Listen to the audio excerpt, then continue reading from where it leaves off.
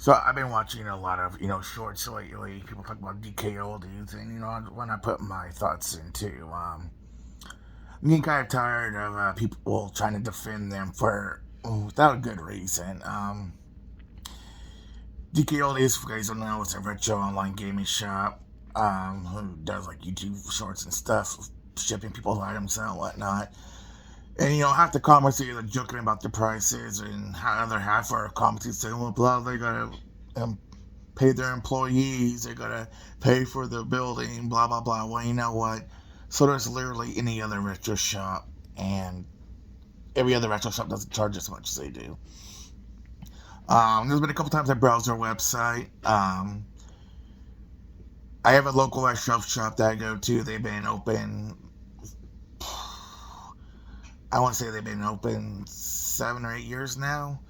Um, Still pretty new, but they're still going strong. They're always adding new stuff, expanding the building too and whatnot. I love that place. Anyway, so I try checking out DKOldies. Sometimes I don't always want to drive out there, so it's always nice to just order online.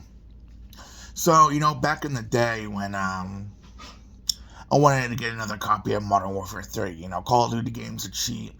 I wanted to get it for the 360. I had it on PS3 and I had it on Steam, but it was at the time it was more populated on the Xbox, and I had Xbox Gold or Game Pass or whatever, on the Xbox One X that we got, and DK Oldies wanted $20 for it. I'm like, what the fuck, $20 for a game that came out in near the end of 2011 or 2012, something like that.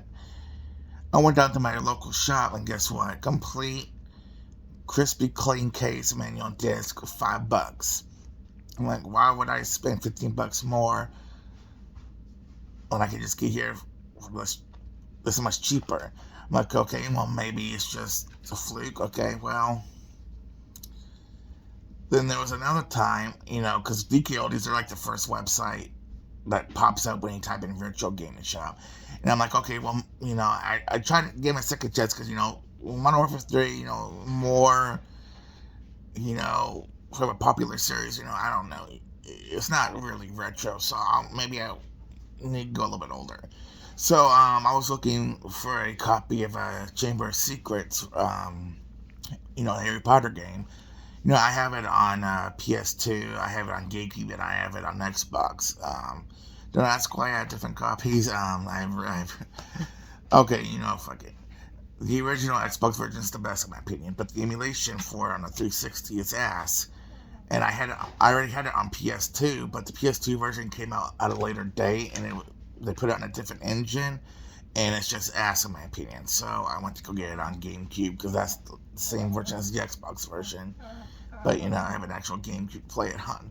Anyway, so the Game Boy Color version is the second best version of the game, and it's like a turn-based RPG game, and I love it. But I didn't have it.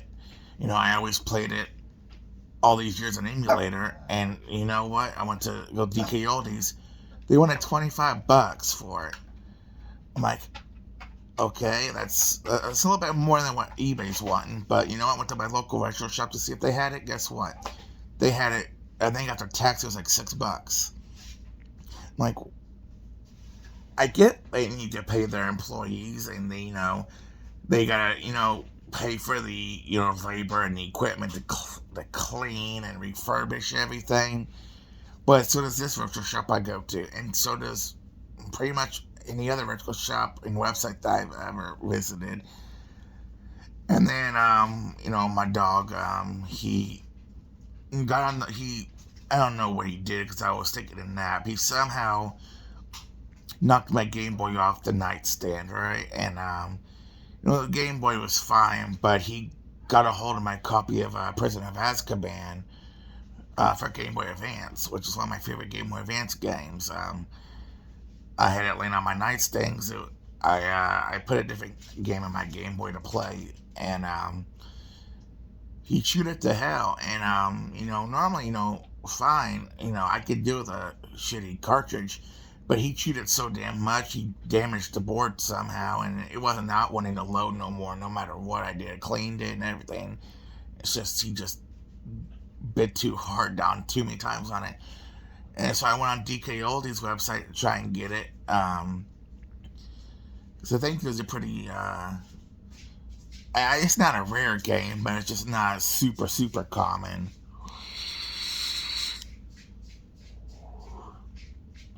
I think DKOldies went in, I don't know, it was 20 or $25. I can't remember which.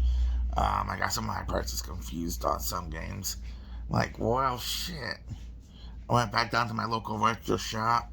Retro shop. Guess what? I found it. Great condition cartridge. Great condition. It was $6. I was like, son of a bitch. And then, I looked at other games over time that I was interested in, like,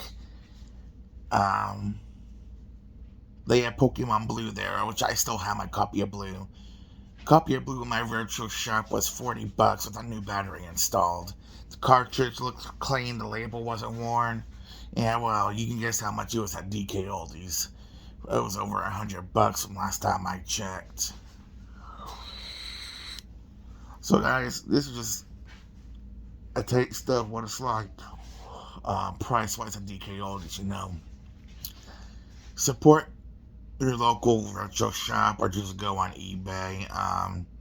It's seriously not hard to tell what's fake when it comes to games, retro games. It's really easy to spot fakes just from pictures alone. Buy from people who have good ratings and been on eBay for a while. It's really, really, really not that damn hard to avoid buying reproduction cartridges and fakes and stuff. Hell, they giveaways whenever they're like $5 and it's from China.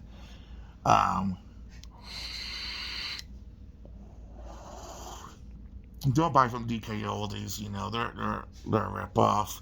Everyone knows they're a ripoff, and anyone who defends them are most likely 10-year-olds who don't know how shit works because there is no supply and demand from them.